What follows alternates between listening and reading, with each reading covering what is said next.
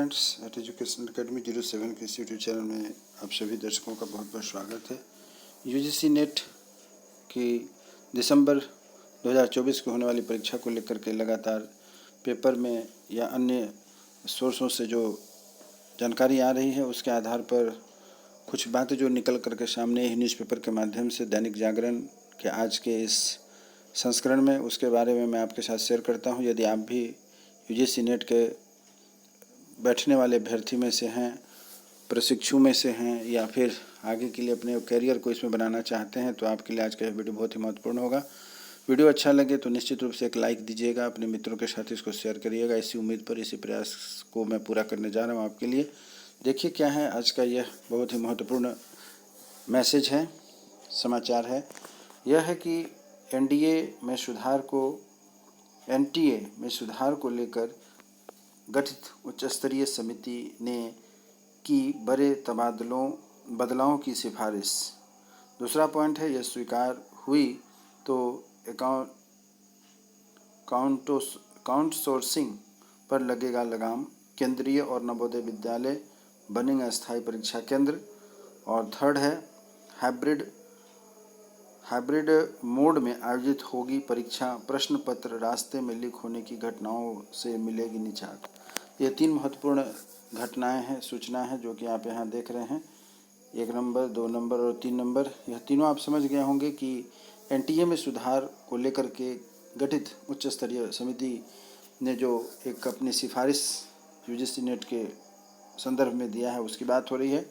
दूसरी है कि यदि आउटसोर्सिंग पर लगेगी लगाम तो इसका मतलब हुआ कि एक स्टूडेंट्स कई बार जब तक बेचारे क्लियर नहीं हो पा रहे थे तब तक वह बार बार प्रयास करते थे, उस पर रोक लग जाएगी। तथा तीसरी बात जो है कि एक अस्थायी परीक्षा केंद्र होगा, जहीं तहीं इसकी परीक्षाएं पड़ती थी। शहर में विभिन्न केंद्र होते थे, लोगों को परेशानी होती थी। अब इसके लिए अस्थायी केंद्र हो जाएंगे जिसमें नवोदय और इस तरीके के जो भी केंद्रीय विद्यालय हैं, सेंट्रल स्कूल है, उस पर जो है कि आप देख सकेंगे कि परीक्षाएं होंगी।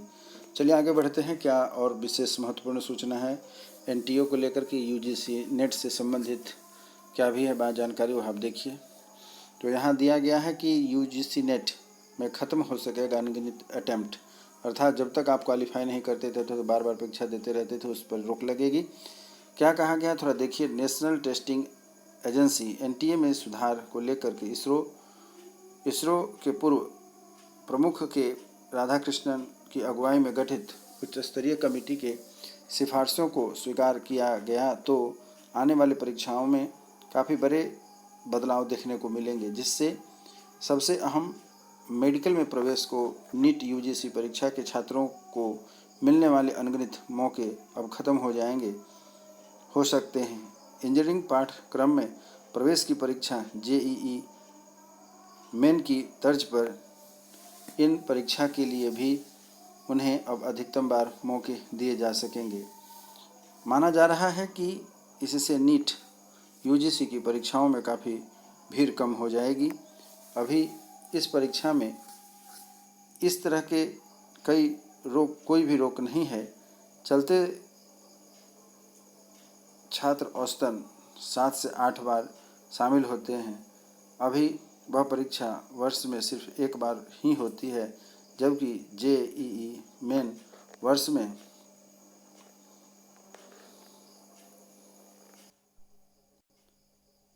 2 बार होती है। छात्रों को इस परीक्षा में बैठने के 3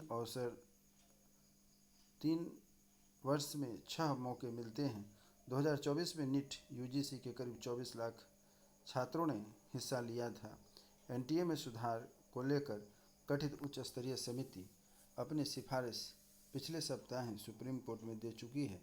हालांकि अभी तक इन सिफारिशों को एनटीए ने सार्वजनिक नहीं किया है। सूत्रों के मुताबिक कमेटी ने जो और अहम सिफारिशें की हैं उनमें परीक्षा की आउटसोर्सिंग को पूरी तरह से ख़त्म करना भी शामिल है। देश भर में परीक्षा कराने को केंद्रीय विद्यालय और नवोदय विद्यालयों को अस्थायी परीक्षा केंद्र के रूप में विकसित करने की सिफारिश है। वैसे भी मौजूदा समय में प्रत्येक जिला में एक नवोदय विद्यालय है।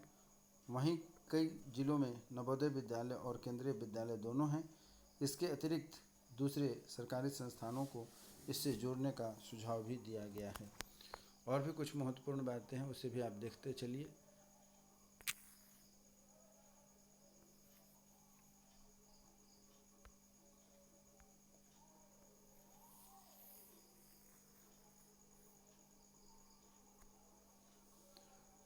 नीट यूजीसी विवाद के बाद गठित हुई थी यह समिति। एनटीए में सुधार को लेकर के इस समिति का गठन 22 जून 2024 को नीट यूजी में गड़बड़ी की शिकायतों के बाद सुप्रीम कोर्ट के निर्देश पर दिया गया था।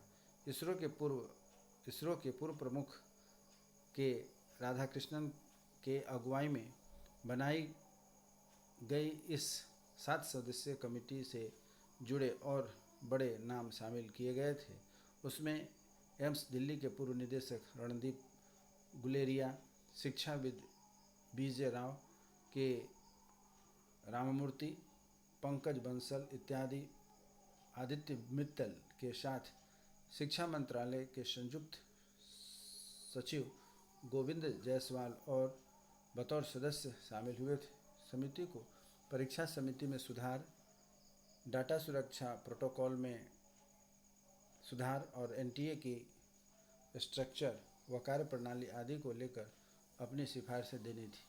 तो इस प्रकार आपने देखा कि कौन कौन सी गतिविधियां यूजीसी नेट को लेकर के हो रही है एनटीए के विभाग में, और क्या कुछ नई बातें निकल कर के आती है, उन सभी चीज़ों को मैं आपके साथ लेकर के उपस्थित होऊंगा।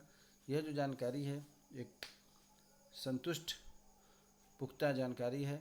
बहुत सारे यूट्यूब चैनल्स अपने अपने स्तर से कुछ कुछ जानकारी देते रहते हैं। आगे जो कुछ भी जानकारी होगी मैं उसको आपके साथ लेकर के उपस्थित होऊंगा, शेयर करूंगा, जिससे कि आप भी यदि एक प्रत्याशी हैं तो आप भी तैयारी में अपने आप को तैयार रखें और होने वाली तब्दीलियों के बारे में जानकारी प्राप्त करते रहें। उम्मीद करता हूँ ये वीडियो अच्छा लगा होगा। वीडियो अच्छा लगे तो लाइक करिएगा, अपने मित्रों के साथ शेयर करिएगा तथा हमारे साथ बने रहिएगा। हमारी आपकी फिर से मुलाकात होगी, तब तक नमस्कार, जय हिंद।